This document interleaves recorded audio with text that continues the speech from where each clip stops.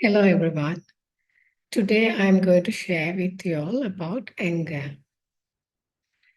And I know most of the spiritual seekers are quite resistant towards anger, and they really angry about anger. So I thought of why not addressing this whole topic of anger. Okay, let's look at why someone would get angry in your life. Like, why do you think you would get angry?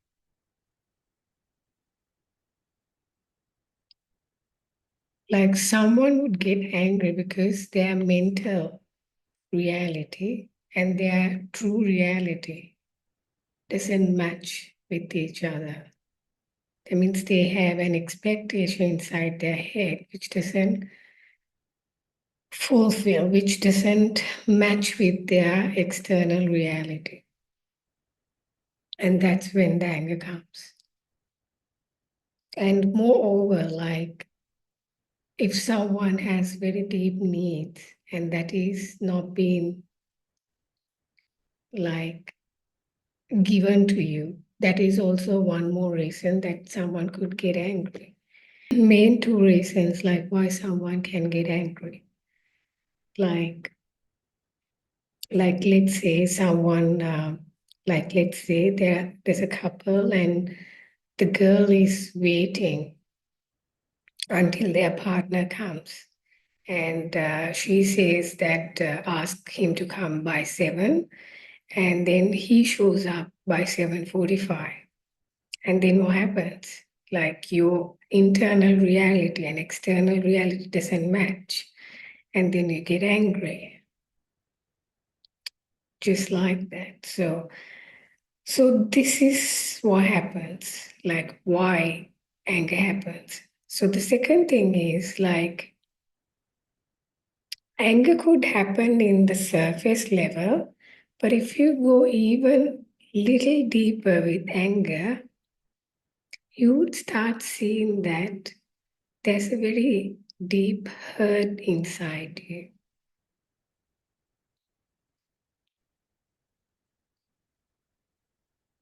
So anger is to cover up that, like you would not feel that hurt. Once you feel that hurt and you cry out, the anger releases. The energy of that anger releases. Actually, I want to share with you these emotions. Like if you have a lot of anger, what does that mean? That means you have a lot of life force energy inside you.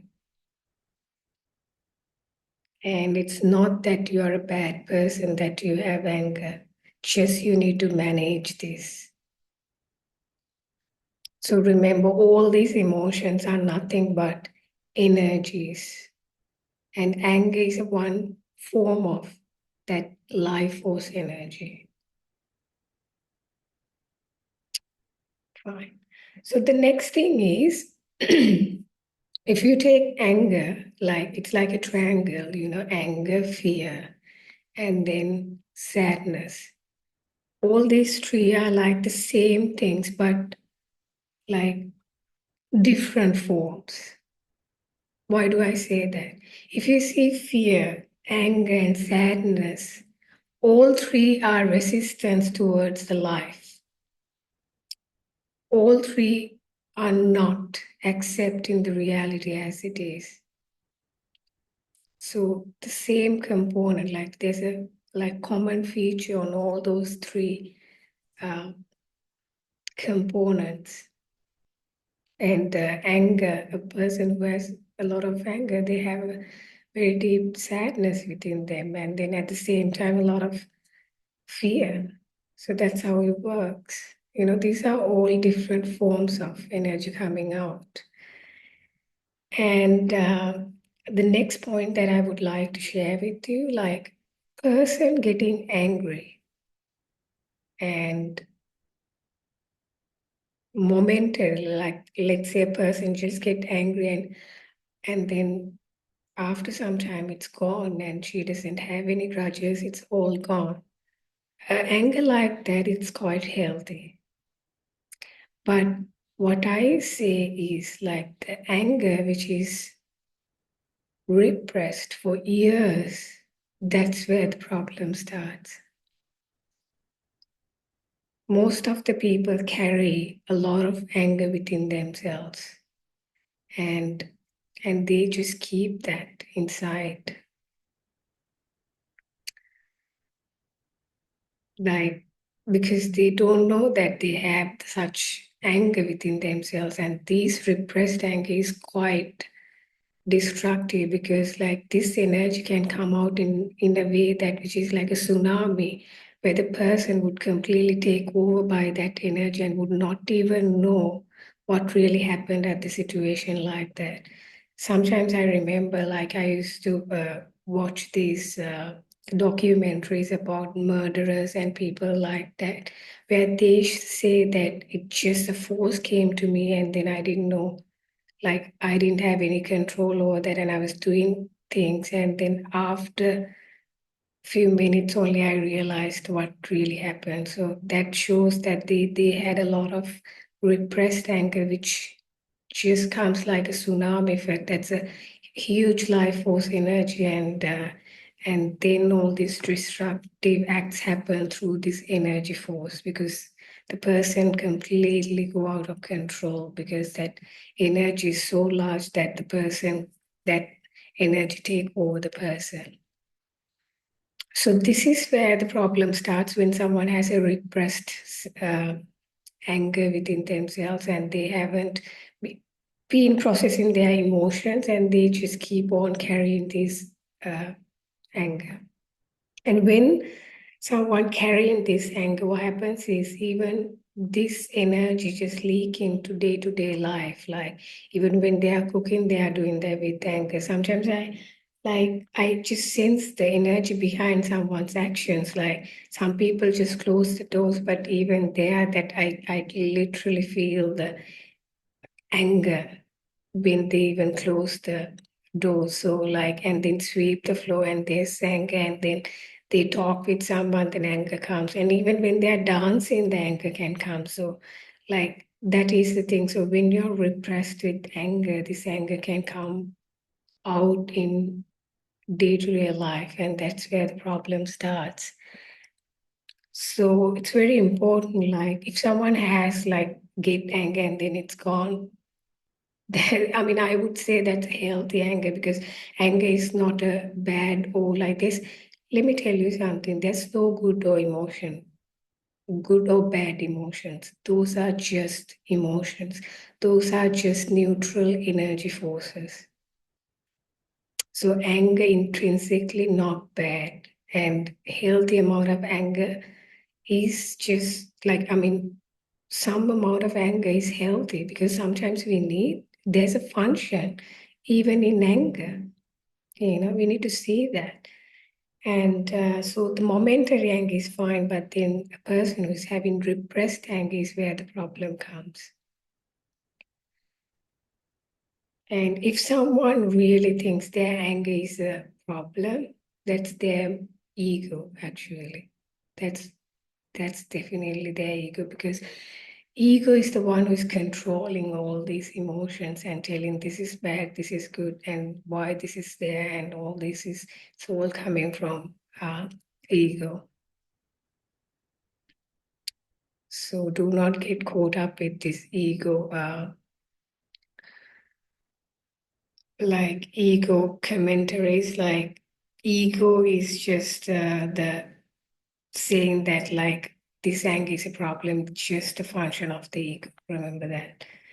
And and I myself have emotions, but the only thing I do not have is that I do not have something inside saying that this emotion is good, this emotion is bad, and this not supposed to happen. That function, that is not there. So like that is what the ego is actually. That is what is like anger supposed not supposed to be there, and this and that and all this controlling is coming from the ego. And the next thing I would like to share with you is like that do not ever try to control your anger, because that is a lot of energy force. And if you are trying to control that, like whatever the force that's coming building up, and then you just repress back on yourself, and it's not good for your bodies. Like imagine what could happen.